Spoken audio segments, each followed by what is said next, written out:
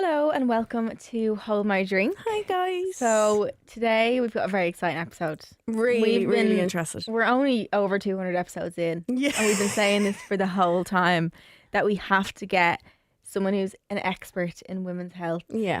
Women's... Just our think parts. vaginas. Think vaginas, think libido, think the bush, Everything. etc. This is, I think, one of our favourite episodes that we've done. Known as the Fabulous Pharmacist on Instagram, Laura Dowling is a leading women's health advocate and has just released her new book, Love Your Vulva. Not only is she totally science backed, but also absolutely hilarious. We can't wait to chat to her and for her to teach us about our lady bits. She also had Cher was calling it a teddy. A teddy. What did she call it? Saoirse. Saoirse the vulva. Yeah. It was like a soft toy version of a vagina, but guys, enjoy because we definitely did. Enjoy. We're so excited. This is going to be a good one. I feel we should have drinks with us. Yeah. I know. And it's Friday as well. Yeah. We usually record on a Monday. It's too early in the morning for drinks. It's too... No, I'm excited. So you're known online as the Fabulous Pharmacist. Tell us a little bit about your background and how you got into doing what you do, because it is so interesting. So I worked in the pharmacy for 21 years, but during my time in the pharmacy, I just saw women coming in not knowing what was wrong with them, not knowing how to name their body parts.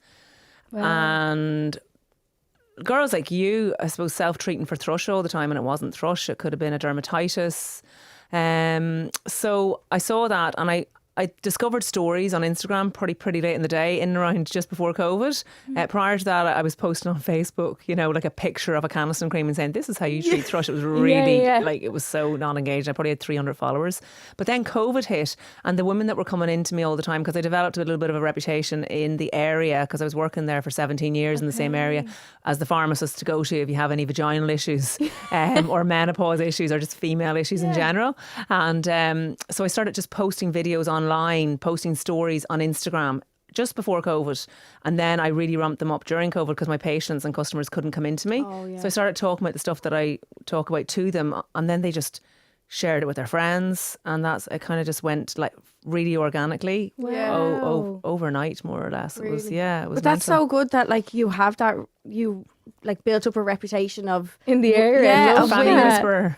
The Fanny whisperer, but of women being able to say, come here, like, go to Laura if you need to talk about something, because I know there obviously, well, I still even feel like there is that little bit of stigma of like, not embarrassment, but it's just like, if you go into a pharmacy, you don't want to go in, hiya, my fanny's reefing, I have thrush. Do you know what I mean? Yeah. You're always kind of whispering behind the counter. You're like, can I get that? Even people coming in for the morning after pill, they'd be embarrassed to ask for it. And I would have a lot of older women that would have come in their 40s looking for it, and they're embarrassed asking for it. I've never not felt embarrassed getting that. Good. Really? No, I have always felt embarrassed. You've always felt embarrassed? I've never not felt embarrassed. Yeah. I remember before I did pharmacy going into the chemist for the pill, and I was embarrassed asking, and sometimes I wouldn't have my prescription, so I'd be asking for an emergency supply. And I would have felt ashamed, like, oh my goodness, he knows I'm having sex. Yeah. And it's just why are we like that? I think it's Catholic Ireland. I think it's conditioning about the fact that we were never encouraged to talk about our vaginas or our vulvas in a really proactive way. They're only ever about sex or childbirth, and even at that, it's like hidden, So I think it all stems from that, and the Catholic religion didn't really help us either. But I think we're changing. We are. Yeah. Do you think other countries, have they got like better education around like what each part is called, and like why don't we know enough? I think it depends. I think America and North America are still quite behind. They'd be very like us. Well, there's a lot of fundamental religious people over there as well. So sex would be, they talk about abstinence and everything over there, which fair enough if you can abstain, but many people can't, France is great. So you'll see a gynecologist when you get your first period in France.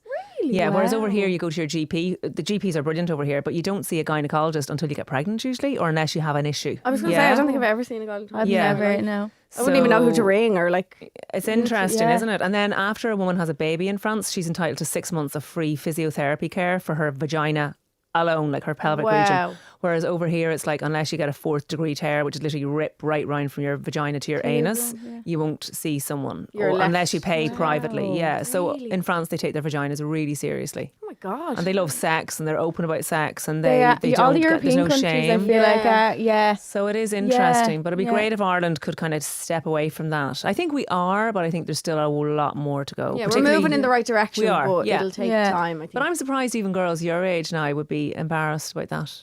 Yeah. You know, about the more I natural don't know and what stuff. it is. It's terrible. And it's not even like, I don't even feel like anyone's judging me. But like, when I have gone to get it, I'm just like, I think it's just that they know and they're like, when have you had sex? And you're like, you don't want to yesterday. tell them. And it's like, oh. And I've definitely done the probably illegal thing and I've sent someone else in to get it for me.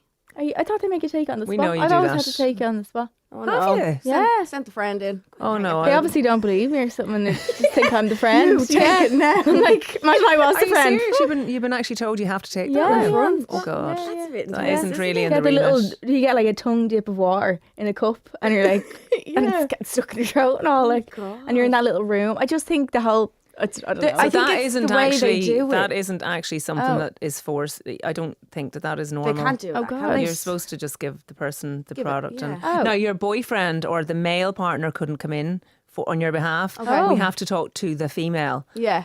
But you know, I do know people do send their friends. Send a friend. Yeah.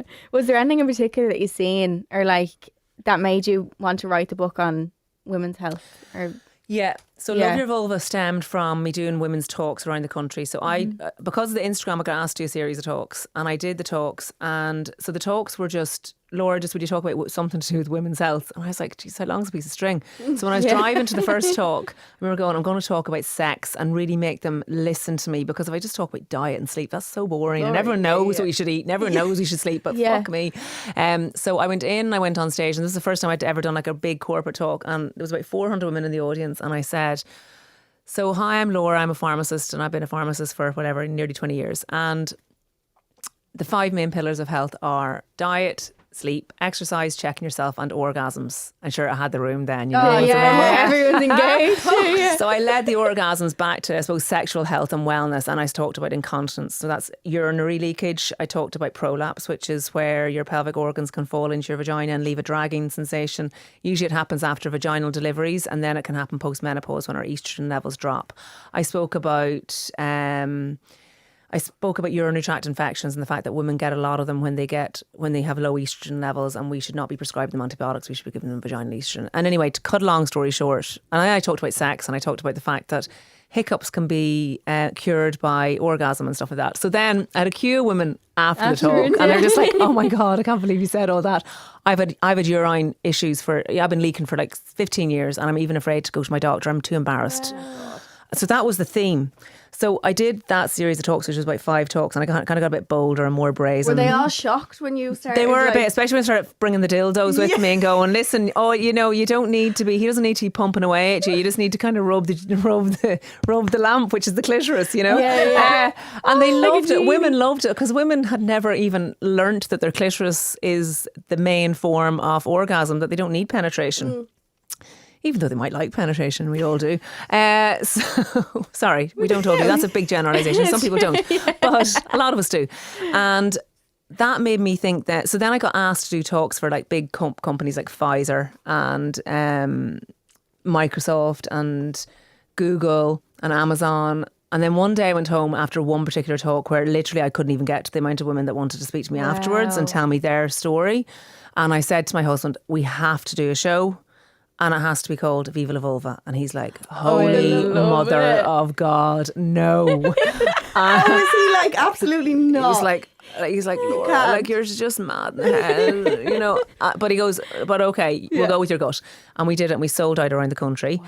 And then we sold out in the National Concert Hall 3 times. That's like 1,200 women, 3-4 times. And we've got a show now coming up in January. So that showed me that women wanted to come. They wanted the information, but they didn't want to be told in a real stodgy way, really medicalised. They loved the humour, they loved the fun because we had Kyla Cobbler, a comedian, at it. With Deirdre O'Kane at the next one. We had like a sex therapist. We were doing like, you know, how to masturbate on stage.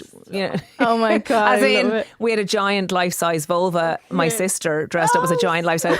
So we had Shauna Scott. How did you rope her into that one? Oh, she's just brilliant. Rachel is just brilliant. She's my younger sister and she's just fab. So we had you know, Shauna Scott, who was a sex therapist, showing people how to, you know, rub their clitoris and pat their lips and get it. She goes, you need to wake that bitch up, and like was slapping her vulva. Anyway.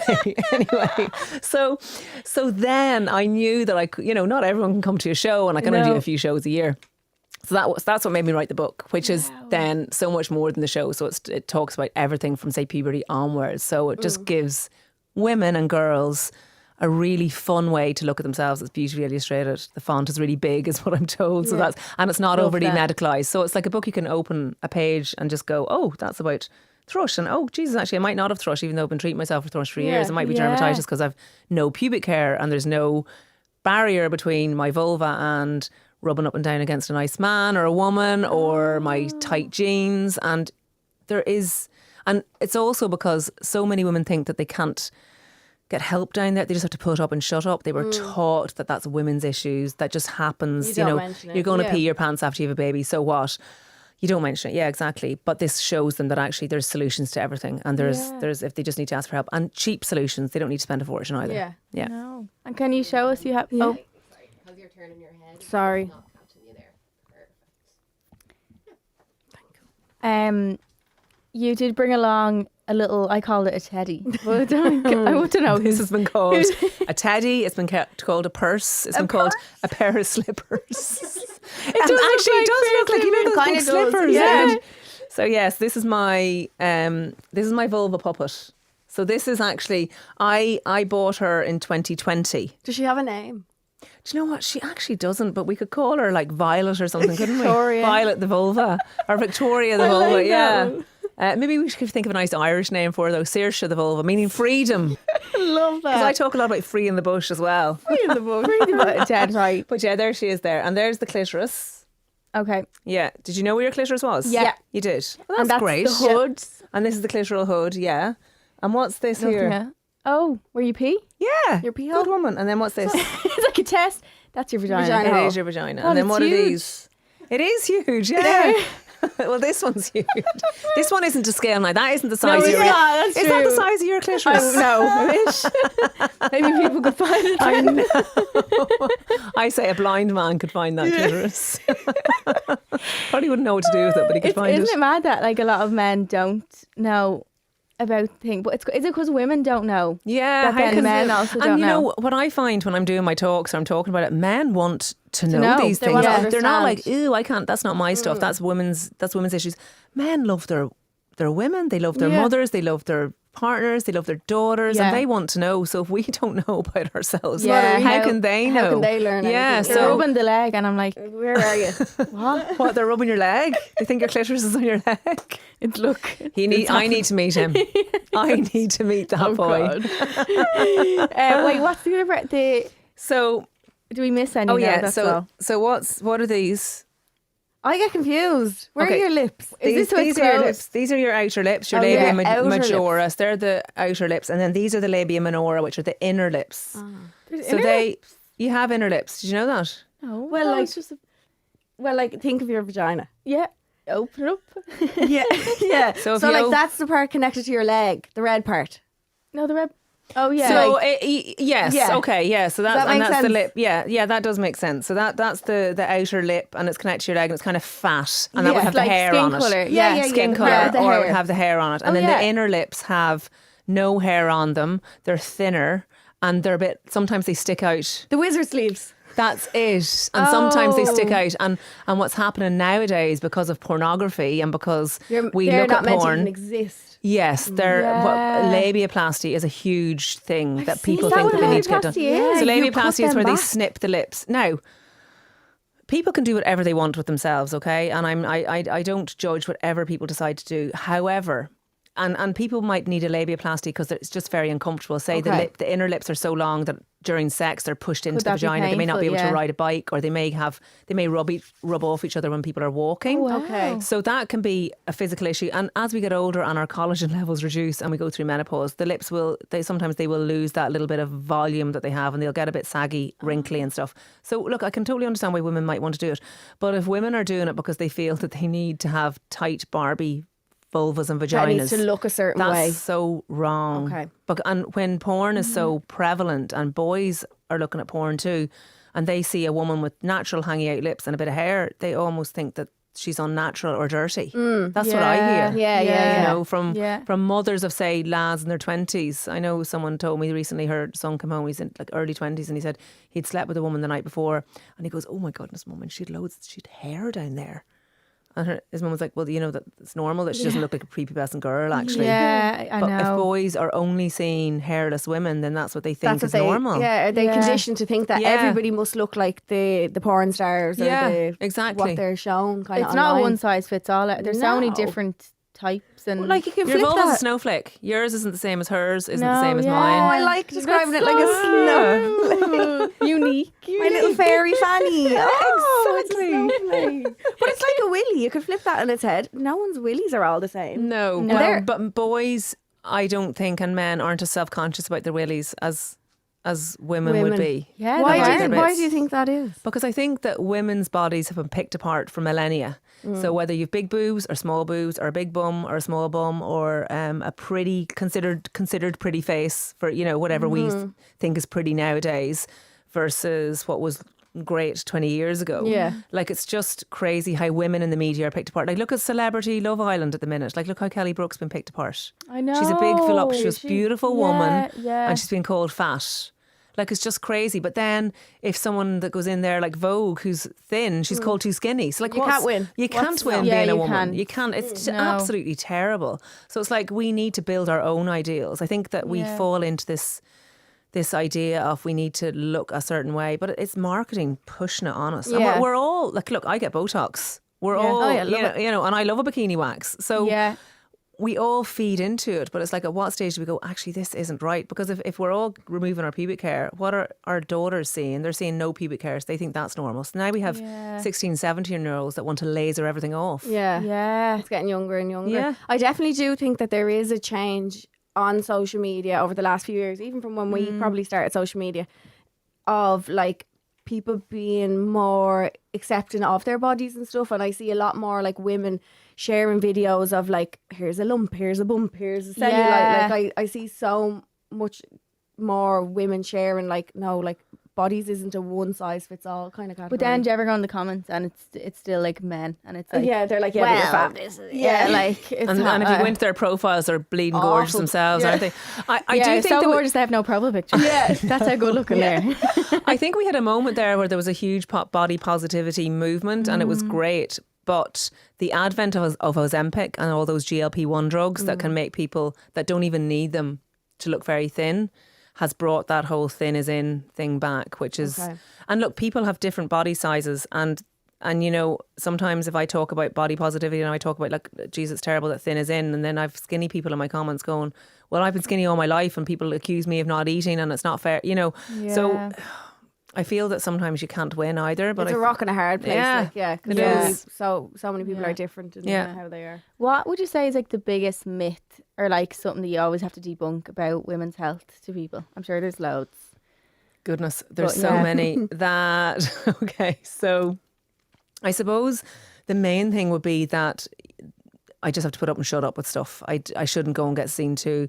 That's my body now after I've had 3 kids. And in actual fact, that's totally incorrect. You can get help for urinary incontinence, leaking. You can get help for, you know, prolapse. You can get help for regular UTIs.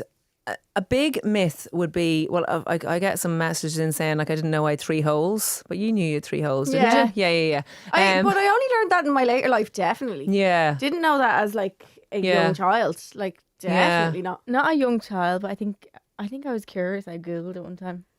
Well, I was confused. I was like, does it all just come out the same? Yeah, no, I think I learned I think I definitely learned later in life, but from the stream of the wee. I was like, that's not coming from that. Yeah, hole. Yeah. I remember putting a mirror down when I was sitting on the toilet And having a go. and having a seeing having a it. I look. think everybody should do that. Yeah, no, absolutely. But actually, sorry, a myth now as well. And interesting, getting back to the pubic hair bit. So I did a talk for 2,000 teenage girls. They're about 15, 16 at the Shine Festival there a few weeks ago.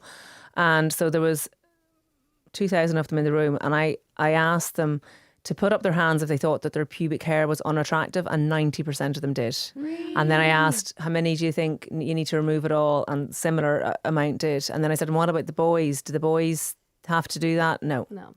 So then they got angry. They come up to me afterwards. They're like, I don't know why that is. Like, why do boys not have to do it, but we do? So it kind of got them thinking. So I think that if we have those conversations with women, like it may not change overnight, but it'll certainly make them think, why am I doing this? You know, pubic hair is actually protective. Is it? Yeah, it's a barrier of protection against friction during intercourse. It protects against, you know, your tight jeans and stuff. It has a like the hair has a microbiota, which helps to protect the dermal skin underneath as well. And it's your first barrier of protection against infections too. So it does serve a purpose. It isn't just there to be there for decoration. And you know, years ago it was considered very attractive. Like in the 70s there was like, you know, all the page 3 models would have big massive bushes. Have you seen Kim Kardashian's knickers that she brought out with the bush on them? Like, yeah, but that's interesting because that they're designed, aren't they, to be worn over a bare vulva. So like isn't the idea behind them that all the pubic hair is taken away underneath them, but you're wearing the pants? It's just it's like, look, like I mean, fair play to her marketing team are absolutely unreal. Like they just on it, like, stuff and the nipple bra as well. That time. Oh yeah, I remember that. Yeah, it's insane. But like, do you think there will be a time again? Because obviously you're saying back in the 70s it was like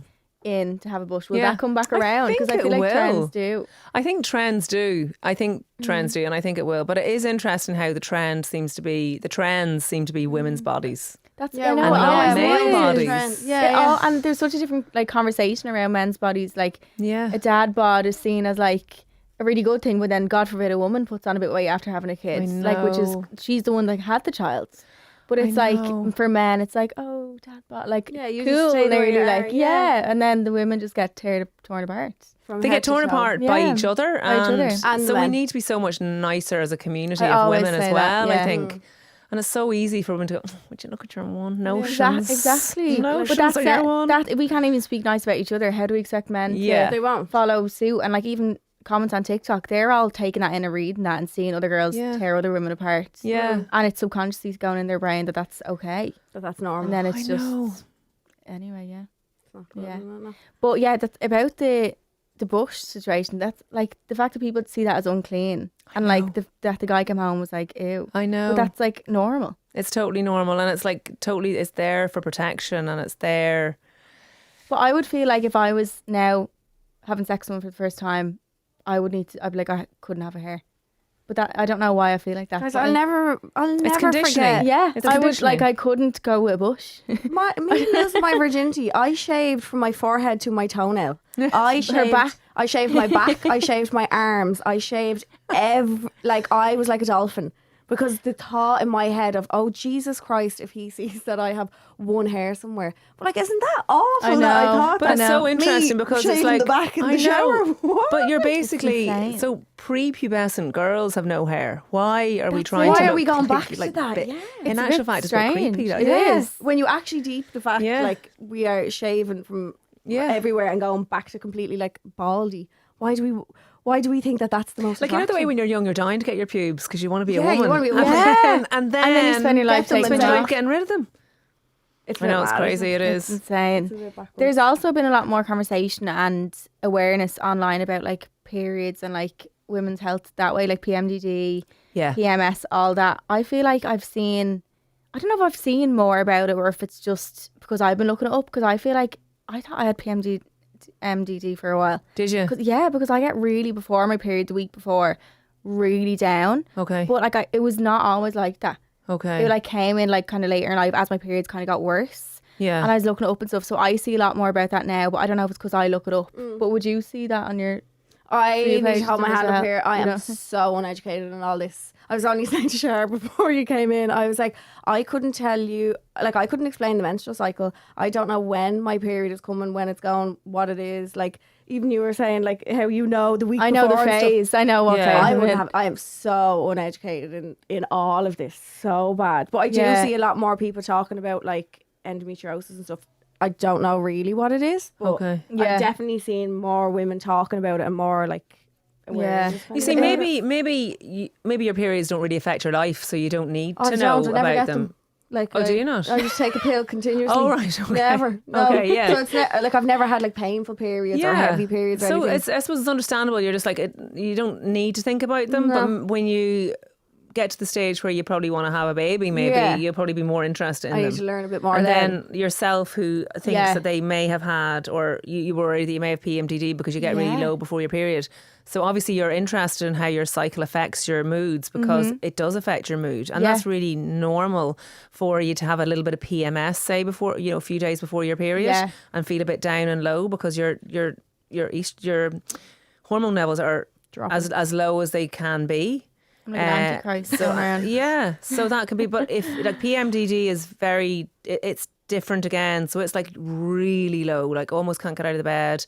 Your moods may be really up and down, really irritable, and it can start from about 14 days before your period is due, and you can be in this constant cycle. Now there is help out there though. You can take like an SSRI, which is an antidepressant, for just those 14 days before your period is due. It does seem to work sometimes for people. So there are ways that you can get help, but I suppose the problem is accessing the doctors that know how to deal with it specifically, because GPs are fantastic, but they can't know everything about everything. No. And I suppose now that women's health is more at the forefront now, women are standing up and talking about it more, and they're not just, you know, putting up and shutting up regardless of what part of their body that it's affecting. But I'd say to you that if you are experiencing that PMS, you know, and if it's a regular thing, you definitely, it's worth kind of trying it out, you know, checking it out. 1 in 20 women have PMDD, which is not, like, that's a lot. It's huge. There is a huge amount, and it's severely underdiagnosed. Yeah.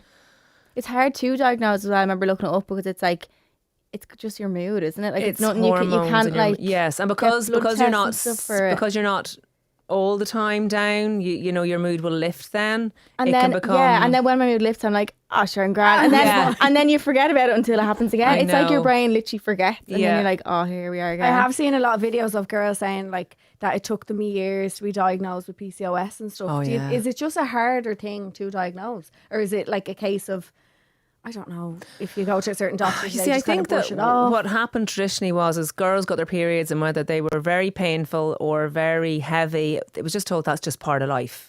Get on so that was what a lot of girls would have been told. So even the likes of endometriosis sometimes takes 8 to 10 years to be diagnosed. Really? So women will be living with this pain until they're finally diagnosed. So it's definitely because women's health wasn't at the forefront of medical, you know, education even. Like, for instance, you know, the Greek word hystra comes from the word for uterus. So hysteria comes from the word hystra, which is uterus in Greek, in ancient Greek. Wow. So traditionally medicine was focused around the hysterical woman, the hysterical hormonal woman, you know, and there wasn't enough information and education given to women, and B, to the medics that were treating them. So, you know, there was this term as well that was bandied around called WW, which is whiny woman. So women in midlife going into their doctors, maybe going into emergency departments with just WW. The WW, she's a whiny woman. So basically she probably would have had aches and pains, maybe libido low, a bit irritable, a bit fatigued, but no one could point to it was just menopause. It was her hormones, but she'd just be labelled a WW. I wish men got periods, because if they did, there'd be so much better things in place. Honestly, we live a different life. Weeks off for your period once every like a week in the month. So much better. I think all women deserve a period day to call it. I agree. A sick day once a month. And I truly believe that all sanitary products should be free. We don't ask to have these. No, I true. Really do. True. I think there is huge amount of period poverty. Is there? There is, yeah. Really? There's huge amount of period poverty. I went to buy a box of tampons the other day. They're like €7. They're expensive. They are. I wear the period pants now. I love them, and you can buy them in Pennies. They're cheap now. They used to be expensive when they first came out. Okay, but you can buy them in Pennies. I absolutely love them, and I was a tampon girl. Were you? Yeah. Tampon and pad I needed, but I just love the period pants now because they just... What do you do? So you wear them all day? You just wear them all day, and then you just throw them into the washer. You're supposed to like wash them separately, but I don't bother. Like, I have 3 lads, I'm washing left, right and centre. So here's a shout out, I'm washing my period pants and all your clothes. So you just bleed into your pants, and there's heavy days, there's medium days, and there's light day pants. And you just bleed into them, so you just pop them in the wash, and then they're fresh the next day. And then, like, you know the way sometimes you might get a clot that'll sit on your sanitary towel. So similar, you can get that on your in the heavier days on those. I just like pick it off with a bit of tissue and put it in the toilet. It's easy, like. Wow. I actually did a demo of it online once, and I used the jelly as a clot. And then I sent it.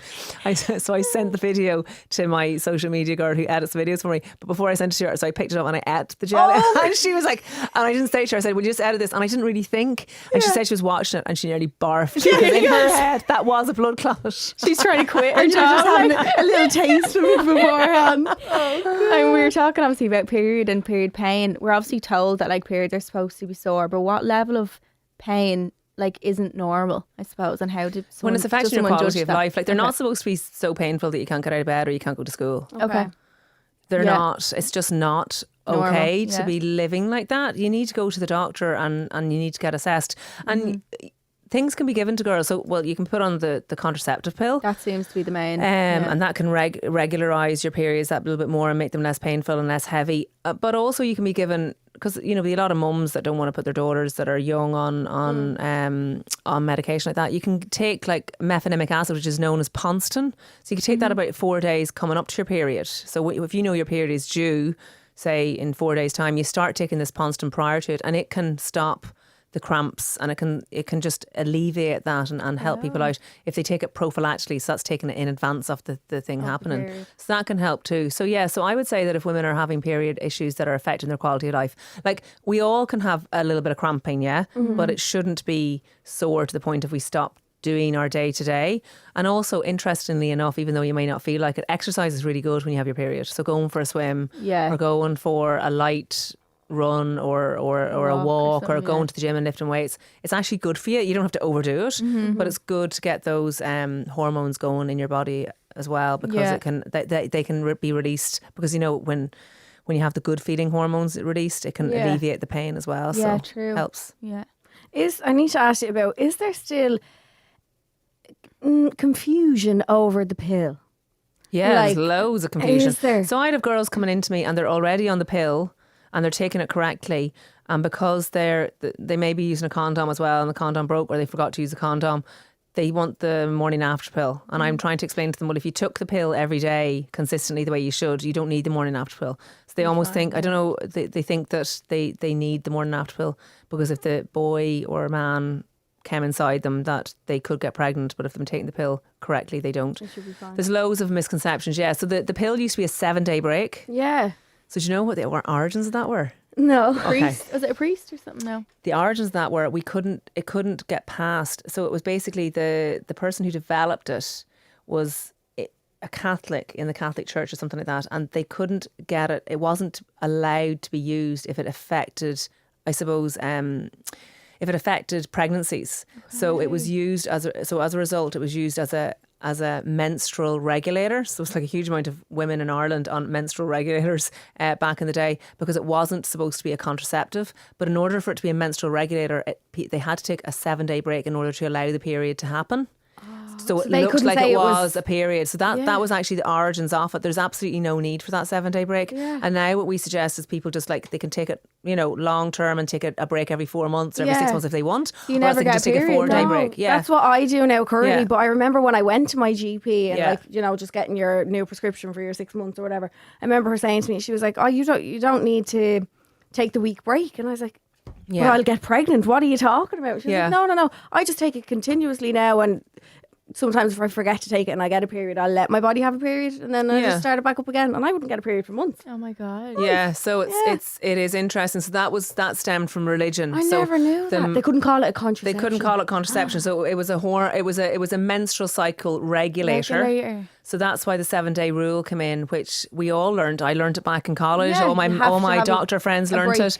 And there was never any talk about the fact that actually it was unnecessary. It wasn't even a real. And even the whole, remembering the 7-day break was a pain in the arse for a lot of girls. I used to get... You go off and then you keep forgetting to take it then. It actually makes it worse. Yeah. I lived in Canada a few years ago, and I remember getting the pill over there, and the packet that you'd get, your 3 weeks were one colour and your 1 week was one. Was And it a was different that was colour. the placebo So you'd be taking a dummy one. Yeah, you're still taking it, but there's no nothing sugar, in it. It's just sugar cane, There's nothing in it. But I was like, oh, so that's where you take your break, obviously, but there's no need for it.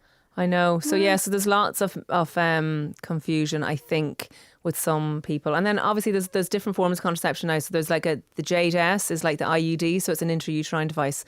So it's like the coil. It can just be popped up into your uterus and put in place. I'm so scared to ever get that. It just looks like it's sore. Also, those devices actually, you know, you can get pelvic inflammatory disease from them if you have different partners. So you're more susceptible to say, so if you pick up an STI and the STI goes up into your fallopian tubes and that, and you can get pelvic inflammatory disease. And then you can get and you're more susceptible to that infertile, with intrauterine devices than you would be with the pill. I think just the thought of something I can't really say on a fake boobs, Well, my something just sitting up inside. They're really handy though for people Are that they? would forget to take the pill Okay. or that just they're so busy and you know once it's in like they're good. They're like, and you have a lot of older women that have had babies That one and they before. get it in and they get something called a marina because the JDS one is much smaller because if a woman hasn't had a baby yet her cervix is like shut tight, tiny, whereas mine would be like a big gaping hole. You know, I could probably put it up here in front of you. Without it moving, you know. So it's just My doctor actually, she recommended like something you put up. Is it for like 21 days and then you take it out for a few days?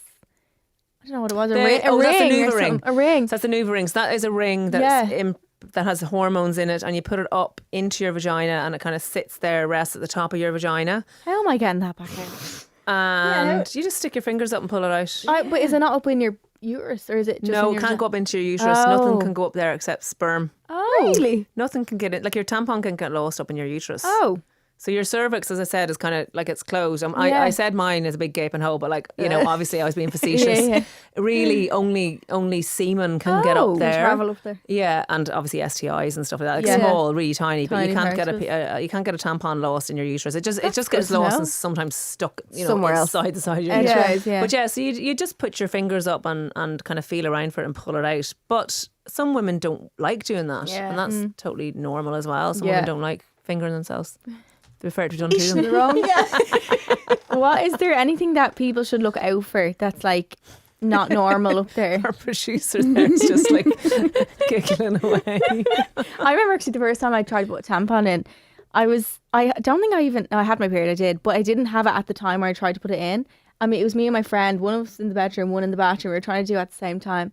And we were like, do you get in yet? No. You got in yet? No. And we were both like literally hadn't. I know, because you kind of have to go like backwards. Yeah, and it's not straight It's up. not straight It up took at all. us a good few times. know. I didn't even get it on that day. I got it on the day where I was on holidays and we were going to the sea that day, and I was like, I have to get this in.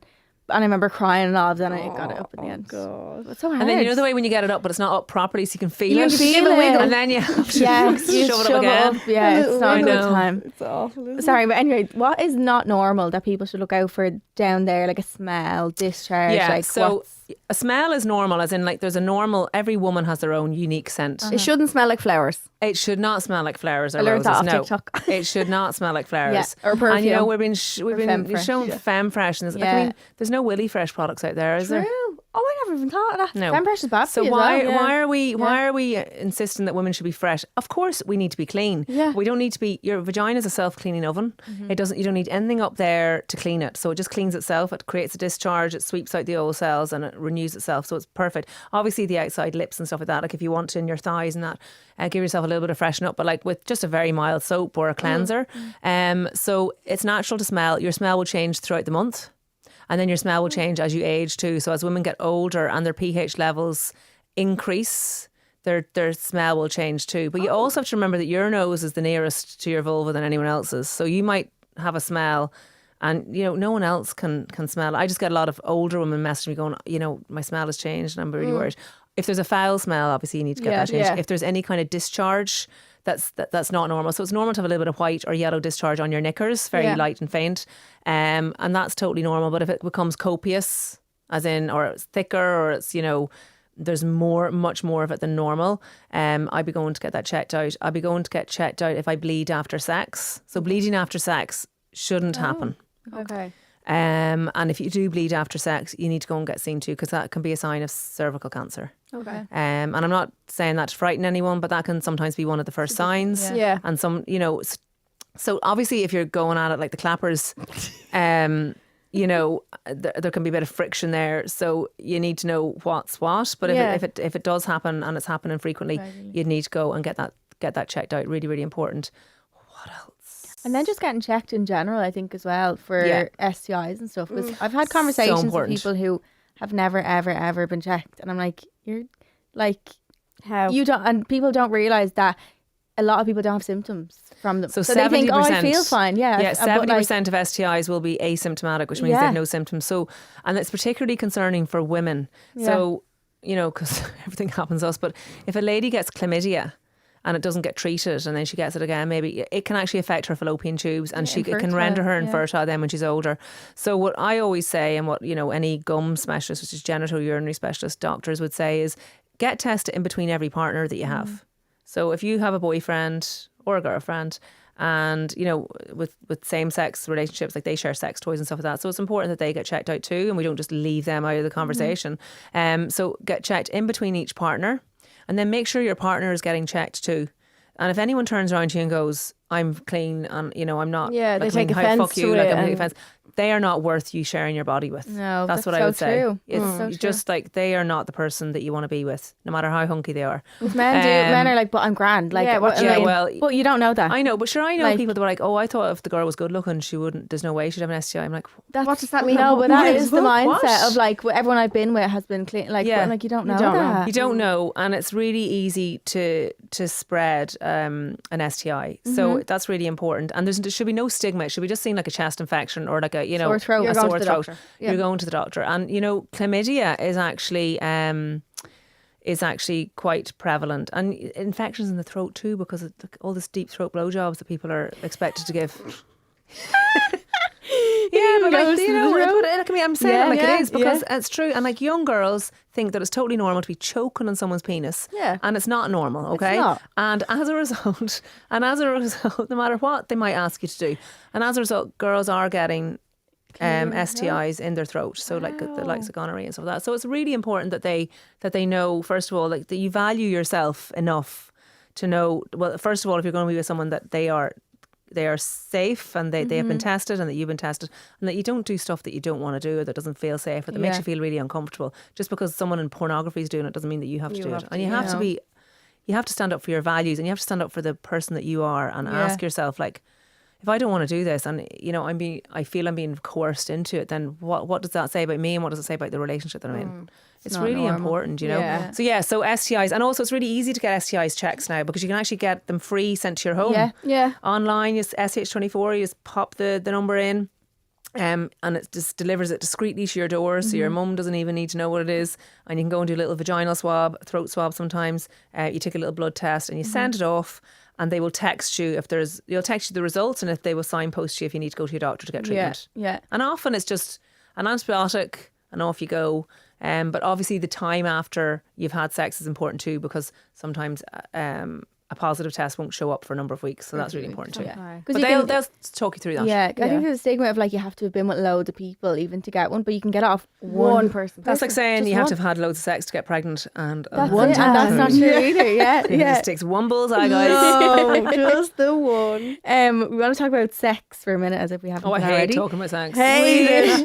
We often get dilemmas in from women worrying about their libido, how much they enjoy sex. Can our health and women's health have an impact on that? Because I think that's something that men probably don't understand and women are confused about. Yeah. So our hormones can affect whether we're horny or not. We get very amorous coming up to our ovulatory date. You know, that kind of mid-month, they were like, take me, baby. Who is it?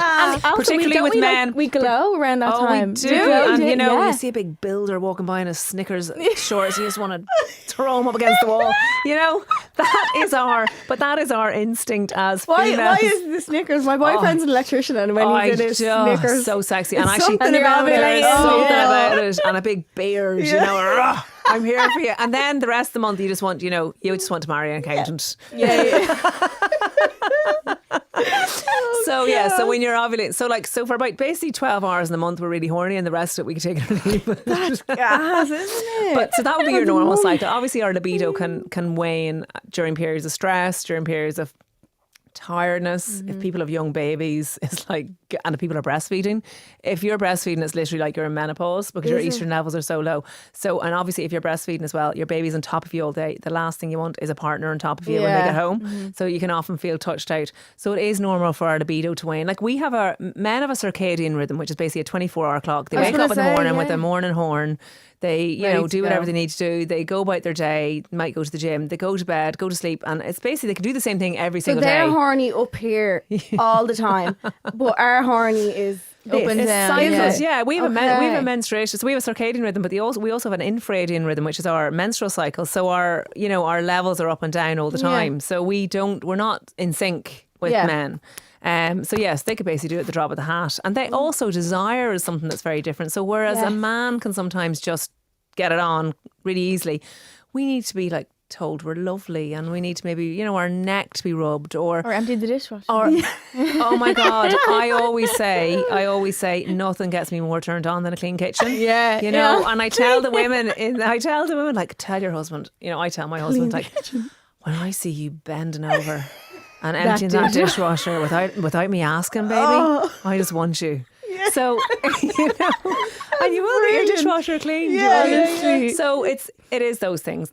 So for women to know that it's some, and also if women are taking the pill, that can affect their libido too. Right, and and that's not to say that, like, the pill is brilliant and it has been a life changer for women and women's health and our independence.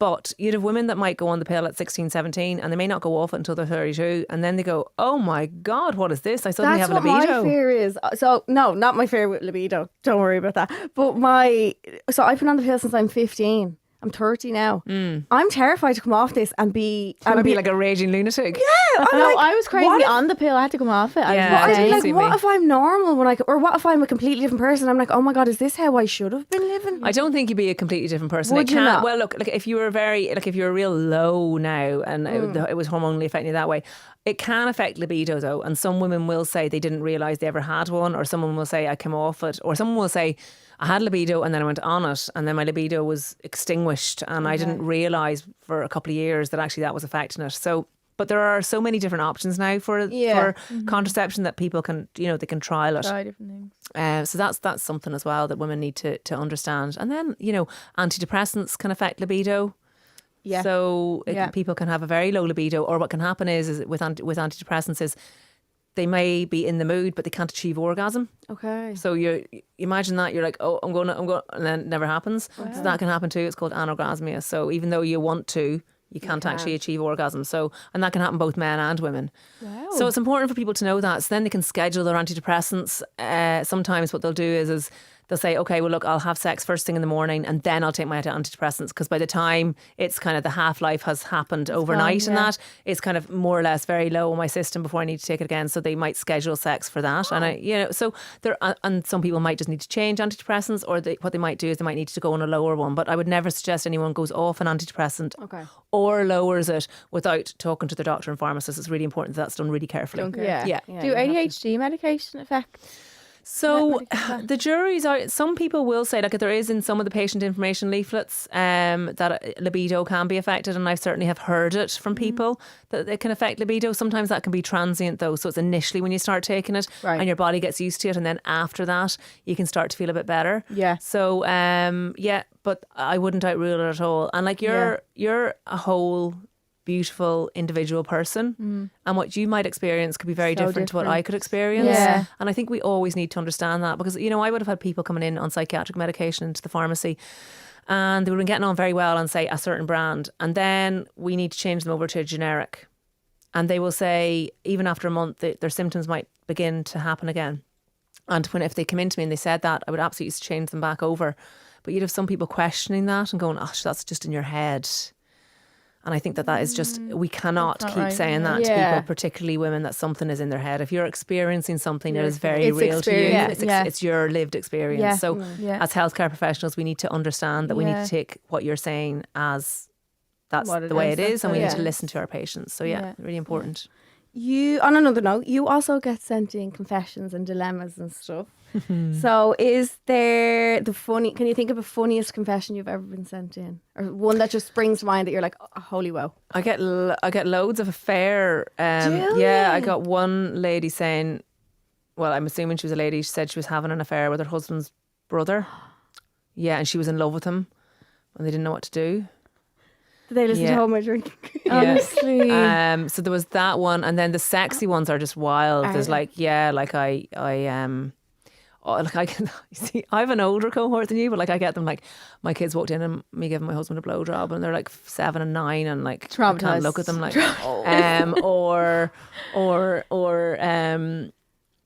people doing like mad kinky stuff, you know, with utensils and things like that. Oh. Yeah, I got one woman there saying that I'm assuming she was a woman. Oh, she was a woman, definitely, yeah. So she said there's nothing quite like, I now know there's nothing that beats being strapped to a chair and eating out. You know, whatever it does it for you. She's getting up to. And then people doing things in cars and all kinds of things. You know, I think Ireland is more adventurous than we think. I think so. I think there's a lot that goes on behind closed doors that we don't know about. We were talking the dogging and all. The wife swapping was it up in the Midlands? Loads of stuff. It would seem to me now. I don't know, because I don't know if like, and maybe like you as well. You know, obviously people are telling me these things because they know that they can just put them in and it's anonymous and stuff like that. But you know, that's a cohort of people. I don't know people are wanting to tell you that stuff. They're not going to go, oh, I think my husband's amazing, you know, and we just have a vanilla sex life. So the people that are messaging you are probably going to message you the wild stuff. So I don't think you can say that's an absolute cohort of Irish society. No. It's and a lot of swingers. Do you know what swingers? swingers? Yeah. A lot of swingers. In the Midlands. Yeah, in the Midlands. Apparently it's the biggest for well, it. there's nothing to do in the Midlands. So that's what I mean. well just ride each other. I was in the airport and I picked up this book in like one of them WH Smiths, and it was like a book full of women's and they're like their biggest fantasies that they'd ever want. Oh, was it called Want by Gillian Anderson? And see it was a really striking cover, so I picked it up.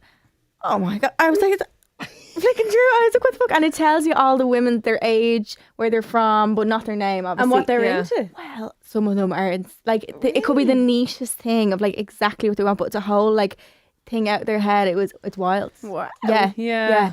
Jeez. Very interesting. What women want. But I think women are kind of coming into that and like taking their power back of like not being afraid to ask. Not being afraid to ask for it, maybe. Yeah, where I think we were. They're more vocal, I think, about like what we want. Yeah.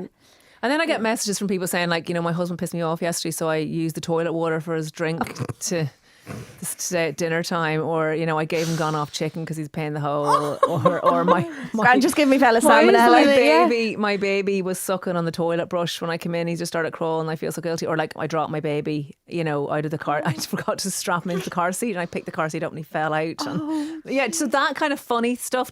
It's not funny that you drop shit, but that kind of wild stuff in between all the other stuff is just funny. Or like it's more I pee in the shower. I pee in everybody's shower whenever I'm, you know, showering. You know, all this kind of stuff. Funny stuff that we don't say. Yeah. You definitely do. We've done it. I stick my finger in my belly button and love to smell it. Like I feel seen. Or people that love smelling their knickers. Really? Yeah. And I actually put some of the confessions throughout the book because some of them are just so funny and they're just real life. They're just real people just telling you stuff. Sometimes I do love smelling my belly bar. Yeah, the belly bar. Yeah. That's what. Do you know what I love doing? I love taking my earrings out and smelling the earrings. Yeah, why do we do that? Nasty smell, it's a bit rotten, but I kind of like. Yeah. It's like your own farts. You can handle your own. Yeah, but if someone else smell my earring, they would think it's not nice. Yeah. Well, I'm like, yeah. When it's something to do with you don't. You're kind of like, yeah, I don't care. What else can we expect from your book, and where can people find it? Oh, they can find it in bookstores all over Ireland, I suppose, and also online on my Fabu Wellness website, so FABU Wellness. And you can expect everything in it, from thrush to BV, which is bacterial vaginosis, which is that fishy smell that girls can get down below, to prolapse, to post-pregnancy care, to post-cancer care, because a lot of ladies that go through cancer will be plunged into menopause and they can have all kinds of issues with sex and with discomfort and with intimacy, and then also with urinary tract infections. So it basically covers the whole shebang. And there's a beautiful big diagram of a fabulous looking vulva. Wow. So you know exactly where learn everything it is. together. Yeah. Lord, that was so interesting. So Oh my interesting. God. No, Well, we have I learned a so bit much. more to do. Oh, Yeah, yes, yeah, yes. We Oh, have great. red flag radar, which is where Okay. people send in like things they think might be a red flag, Okay. and we can either confirm or deny, Okay. and give a little bit more context. So Okay. the first one is, when we're planning a date night, he always just says, "I don't know, what do you want to do?" I'd love him to make the effort sometimes. Is it a red Is it a flag? red flag? No. No. I don't think that's a red flag. If he's just happy for her to make the decision. and just, he seems like an easygoing guy. Yeah. I would be more concerned if he was like, this is what we're doing, and he True. wouldn't deviate from his plans. If it was very set in stone Yeah. and it was True. his way or no way. Yeah, what I'd say to that lady would be just say to him, her partner, look, I'd love you to surprise me someday, and just you decide. Just you Yeah. decide. Be the daddy. Yeah. maybe she wants a bit more like, Daddy. yeah, daddy. Yeah. The next one is, every year the 12 pubs comes around and he loses the run of himself, blacks out, causes an argument, and then wakes up wondering why I'm annoyed. It's not all the time, but these big few nights out with the lads are getting harder to deal with. He's 34, like. Red flag. Red flag. I think alcohol in particular can make people act in ways that they shouldn't. Gaga.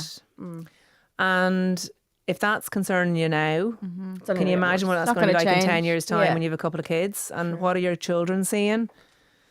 You know, my dad was actually, he always said to me, just be careful. He goes, marry whoever you want. He says, but be careful of anyone who's very fond of the drink. Because if they're very fond of the drink, they'll be more fond of the drink than they're fond of you. And there was, there's been alcoholics in my family's alcoholics in everyone's family. So dad would always have warned me of that. And I really did think I took that on board. Okay. I think that, it's just, and I know she says it's only once a year, but I don't know, with the stress of living and family life as well, the once a year drip benders can turn into more than once a year too. Yeah. And if she's I unhappy and if he's acting the maggot and he's blacking out, he's not being safe. You dread that time of year, like coming up to it. She's That- not looking that's forward what- to Yeah. Christmas. Yeah. She's dreading in her Yeah. head. And it's 12 changing, pubs. it's turning him into someone else. So like, Yeah. why would he want that? As you Yeah. get older, should it not be the opposite? Should it not be like, I'm allergic to the drink? The hangover kills me off for a week. And I think if someone's like that with no kids and maybe no major life stresses, when kids are involved, when life turns hard, which stressful. it does as you get older, Yeah. people pass away, all that kind of stuff. So it's probably, he's not going to change. So I would say red flag. Maybe red. It's a bit childish as well, like at 34 doing that. Like, I mean, who needs to do that? Buzzing And for starting 12 arguments pubs. and all. Yeah. I know. And then the lead up to it's all exciting and then going absolutely gaga. Like, that wouldn't be now my cup No. of tea. Last one is, he won't watch a movie until he's spent about 30 minutes reading all the reviews online. Then half the time decides it's shite before he's even watched it. Is this what That's you? my husband. You, Play about me. Charleen Googles the end. I of Google what's the gonna end. happen. If I'm in the cinema, I'm so impatient. Actually, I'm at home as Just well. Google. I have to Google and know what happens at the end. of this When movie. I'm reading a book, I have to read the last chapter. Yeah, to see yeah, what that's happens. like me. It's particularly if it's Yeah. like a psycho thriller, because I'm afraid I want to know who's dead, so I kind of get it. you? Or if just say something awful's happening while I'm reading the book, I kind of flick a few pages to see. Yeah. I can't cope with all Can that. I hack it? Same. Really? It Yeah. maybe it's the anxiety of the unknown. I don't Yeah. like. I just need to know what I'm setting myself up for. Like, I don't think that's yourself. a red flag. I think that's just someone's personality. That's just his thing. That could be my husband. Did you write this in? Yeah, we got this in from your Might be Mr. Fabulous. And then we have Seeks in the Stall. So we've one dilemma that got brought in. So I'm seeing this boy. We met at a friend's birthday party and he slid into my DMs afterwards. Our first 2 dates went great. We chatted for hours, although he didn't make any move and wasn't very flirty. We then saw each other in a club and we got with each other. I told him in the club that night I wanted him to make more of an effort, as I'd been the one to ask him to go on another date, and sometimes I feel like when I'm flirting he doesn't reciprocate. From then onwards he was more flirty, asked me for another date, liked my Instagram stories, etc. However, the next date never happened because he was sick and he hasn't rescheduled. We still text every day and I do believe he likes me. He told me he's told his friends about me and that I'm his best friend on socials. Girls, what do? I've asked my friend that knows him and said he's so wholesome and so nice, but I'm not sure if I'm being flirty and more forward is a turn off. If him not being flirty and more forward is a turn off. What's a best friend on socials? I don't want to be your best friend. What? I would Should not be like. go sorry. no contact. Yeah. That's what I do. Make him beg. Some men like being pen pals. It's weird. I've seen it happen to my friends before. That's like it comes up to meeting up, and then they're like something happens and they don't meet up, but they love texting. They love the whole pen pal situation. Probably get turned on by it or something. I don't know. Maybe. I'd be like, I just go no contact with that. I would just pretend. I just wouldn't respond to the next text. If he really wanted you, he'd be going after you. Yeah. If it's not a hell yeah, it's a hell no. Oh, I've seen that on TikTok. that's a good one, Char. If someone's confusing you that early on, like what? Yeah. What's the And future going to look like? And she already told him, I need you to be this, that, and the other thing. So he put knows. it on a play for him. Yeah, and he's still. So Yeah. I think that maybe he's just not into her. Yeah. Because what you want to tell the grandkids? Yeah, we started off and he didn't really like me, but then we started to meet up. Like it's not. I had to kind of force him This to isn't like the me. start of your love story. I don't No. think. This sounds like an effort. Like, do you know what I mean? Yeah. I think you're liking the fantasy idea of him in your head, but he's actually not given anything. What do we call that again? Love with the potential Yeah, of what it could be.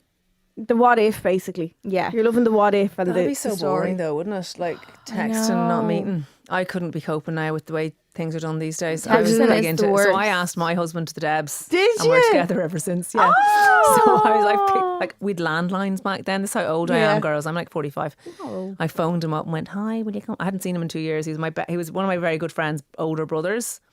And I'd known him to bring the Debs, and I phoned him up, hadn't seen him in 2 years. I was like, "Hey, would you come to the Debs?" And he's like, "Okay." That's so ballsy. Like, I feel like that would never happen now. No, it wouldn't. That would whereas And we back hadn't then it was kissed like, before or anything. nothing. We just oh, yeah, come to And them. then never we, seen? we never broke up. Oh, that's adorable. I like that. Oh. And did you like him, or you just thought, like, that's my friend, I want to bring him? No, I had always fancied him, You but he was a fancied couple of years older than me. So at 14, you couldn't be going on with a 16-year-old. So, That would be so like, then yeah. by the time I was 18 and I didn't have anyone to bring to the Debs, and he'd always made me, actually, do you know what? He'd always acted quite aloof.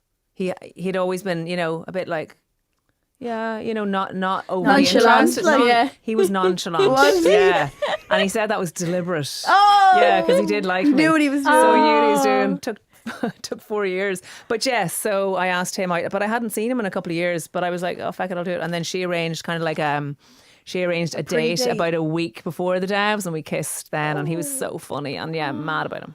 Oh, Just fell head over God. heels, like, and that was it. Right, see, that's what this listener needs. That's you know what I You mean? need a man who actually is showing interest. Yeah. Interest is sexy. Yeah, interest is sexy, and they don't need to be like all over you like a rash either, yeah. but they need to show you something. Yeah, Yeah. I think we need to start viewing that as a turn off and they when need to be men good aren't kissers. into it. Good which? They need to be good kissers. Yeah, I'm sorry. Someone at this day and age, if they're a bad kisser, that's not normal. If you're over the age Why are of, you laughing? Were you with a bad kisser? I probably am. Well, I don't think I've ever been told. if you're but, over the age of, what's the age? Could we say? Yeah, what do you say? don't know. For 18? nowadays, like. For nowadays, 18, 21. Well, aren't kids? Are they hooking up with each other a bit later nowadays? They don't seem to Are meet they? up as early. I don't know. Do you know what they do now though? They go to discos at like, I don't know, 14 or something. Yeah. And they hook up, but then I think the people that are kissing stand in the middle of a circle, and everyone like stands around them. And they we've done video them. that before. Oh, no. yeah. Did you? Oh my And god, there was this that's so actually- weird though. There was a guy in our year, right, and he was quite a bit smaller than the girl he wanted to kiss. So they got a chair and they put Oh, and he stood on the I'm chair going to and cry. they kissed. Are you kidding? Yeah. But that's not. But they weren't taking the mick out of him. They were being No, nice to it him. was Oh, that's actually, it was lovely. given, it was like he wasn't even, he was just, he's actually taller now, but he was just like, with the short Boys child. sometimes Yeah, take a yeah. little bit They of time take a to little shoot up. time, yeah. My first kiss was back to back with each other, and Back? well, we were standing back to back, and then everyone was Well, you around must us. have very long tongue. But everyone was standing around us, and it was literally like a 3, 2, 1, go, and it was one of them like that. Oh, and then you didn't know who it was? washing machine. I didn't know who Oh, it was, right. but like it was like however old you were, we obviously fancied each other if we agreed to do this. To kiss, but yeah. never spoke after that. Pretended to hate each other, like never couldn't think about it worse than being in Than his company. being in the Like, same yeah, room. no, I think it was just the pure sheer embarrassment of it. Yeah, I'll never Just forget never it look as long at as it I I again. live. remember on one school tour. I'll leave you with this, right? This traumatized me, right? I fucking still remember this. I was 12 at the time, so I remember we went on a school tour. I think we went down to Butterfly Farm or somewhere. This is the crap tours we went on back in the 80s, and everyone was coming back on the bus, and everyone was asking each other out. Like all the boys and all the girls were asking each other out. So everyone was like, "Oh, would you go out with me?" They're like, "Yes." So like their boyfriend and girlfriend, they're like So didn't do funny, anything. isn't Just it? sitting. So anyway, this guy comes up to me, surrounded by his friends, and so I'm in the back of the bus. the face of the back of the bus as well. I was at the back of the bus and he comes up to me and he goes, Laura, will you go out with me? So everyone was like going out with everyone else. So of course I was like, yeah. And he was going to go on. And I said, yeah. And he goes, haha, only messing. And they burst out laughing. And I went as red as that vulva puppet. Oh my God. I can still remember how I felt. I was going to say, it's like you can still remember feel I that wanted feeling. the ground to swallow me. And I remember my friend beside me, her name was Laura too, and she goes, you can sue him for emotional damage.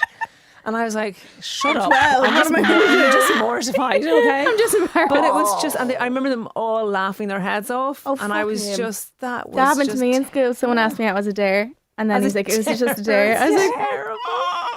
I hope they have sour milk in their cereal. It's horrible. And you just get that feeling in your belly.